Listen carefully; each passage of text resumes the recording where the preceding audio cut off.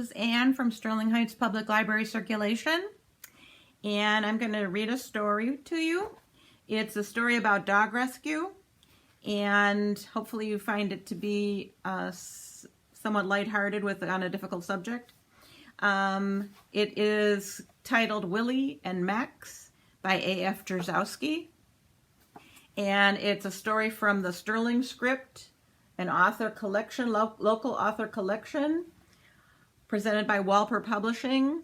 And this is, these are people who belong to the creative writers group that meets at Sterling Heights Public Library and friends. Willie and Max. My best friend's name is Max. He's a black and white dog, and he's scared of humans. My name is Willie.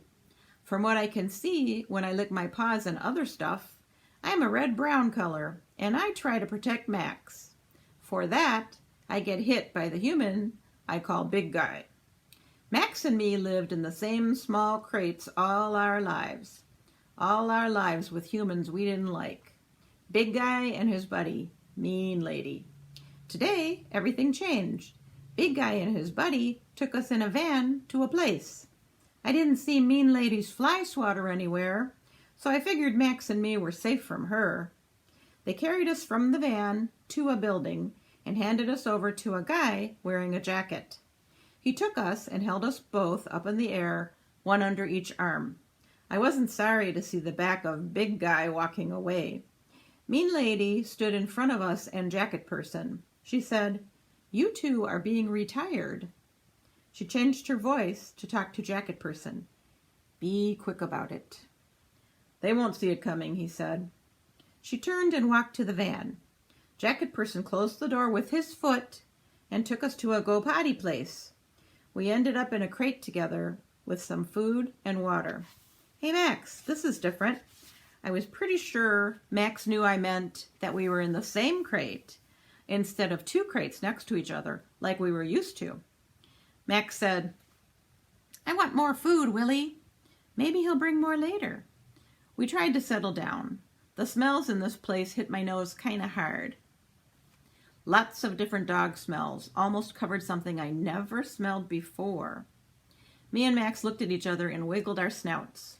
The stink of the van that brought us here still sat in my nose, and now we had to get used to new stink.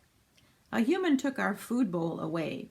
She patted me on my head and tried to pat Max, but he backed into a corner with his ears and tail down.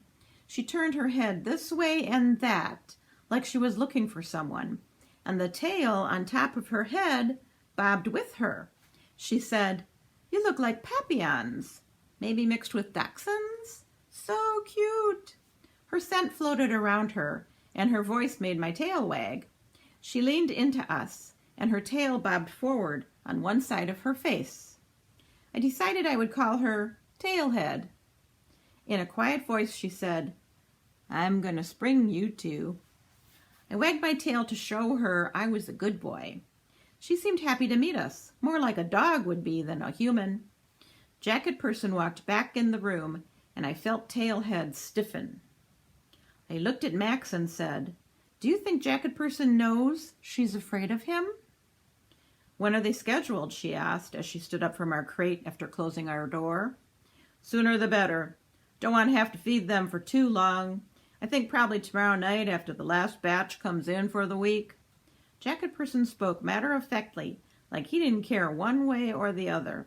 Tailhead seemed tense but alert. Too bad this guy takes her happy away.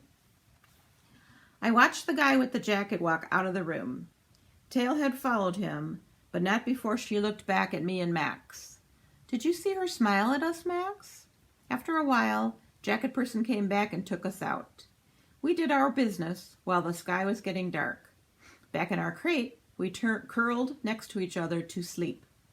Other dogs in the building had stopped barking and whining, so we knew the humans left us alone for the night. We woke up hearing noises from outside. Max, me, and other dogs behind the walls started barking. Max whimpered. The light switched on in our room as Tailhead walked in with two other humans. "Why is everyone smiling?" I wagged my tail. Max backed into the corner of the crate. Aren't you the pretty boys? A new human with long fingers talked while trying to pat us. She had to stretch those fingers to get to Max. His tail stayed down. Can you believe they want to get rid of these two sweet Papillons? Said Tailhead. Beautiful mixed breeds, said Longfingers. Papillons are housed with dachshunds at that puppy mill, Tailhead said while pulling us out of our crate. The third human in the room, the one right behind Longfingers, said, They'll be even more beautiful after a bath. She wrinkled her nose. A name to call her did not come to me right away. She opened her mouth when she smiled, and I saw a big space between her teeth. I decided to call her Toothless. I found myself wrapped up in Longfinger's arms. Max peed on Toothless when Tailhead handed him over to her. Oh no, Toothless said, holding Max away from her body. Tailhead wiped her pant leg with a rag. I looked at Max and wondered why he marked Toothless. Obviously, Longfingers was the leader of the pack. I decided to stick with Longfingers. I would never mark her. We were in another van, riding with Longfingers and Toothless. The pee and poop smell was covered over with a scent that did not bother me. The humans talked.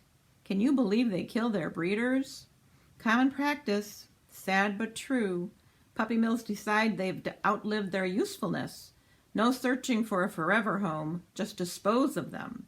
Ship them to a place with a high kill rate. Max and me were so tired we barely noticed the stops to pick up other dogs. We slept and slept. After a long ride, the humans emptied us out of the van. Longfingers handed us over to a girl who smelled like treats. Max and me liked her, and especially her right side pocket with the treats in it. We got crates next to each other, clean water, good-tasting kibble, and a soft blanket to push around and sleep on. Hey, Max, I like this blanket thing. Max didn't talk, and I saw he was already sleeping. In the morning, Treat Pocket came for Max. I watched him get carried away. Someone else came to me to take me to potty. Just as soon as I scooted back into my crate, Treat Pocket brought Max back. She frowned as she said, Sorry, Maxie, maybe next time. She kissed him and gave him a treat. I had my eyes on that right pocket when she came for me. Let's see if they like you, Willie. She smiled as she let me smell her now empty pocket. We went through a door, and she placed me on the floor. I could smell that Max had peed in several spots in this room. Longfingers sat on a big rug. Treat Pocket was behind me. A lady with a big smile sat on the other end of the rug. Another lady sat on a bench.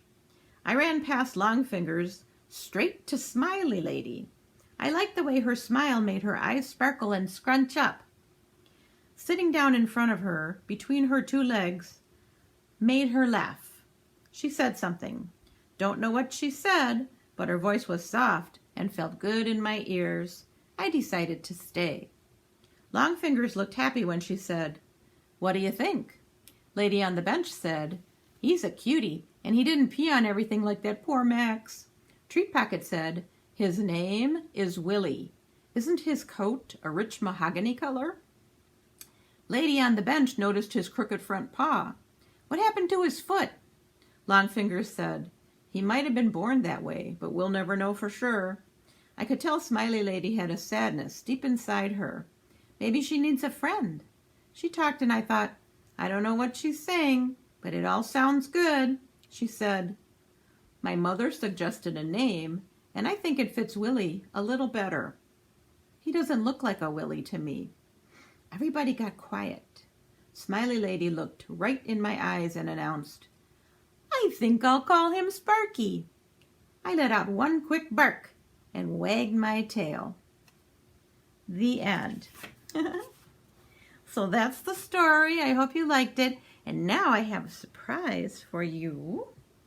Just give me a second. I'll be right back. Good boy. Good boy. Okay, you guys. This is Sparky. 6 years ago, his name was Willie. And I'm the Smiley Lady that was sitting on the rug. He's a good boy. Yes, he is. Good boy, Sparky. Good boy.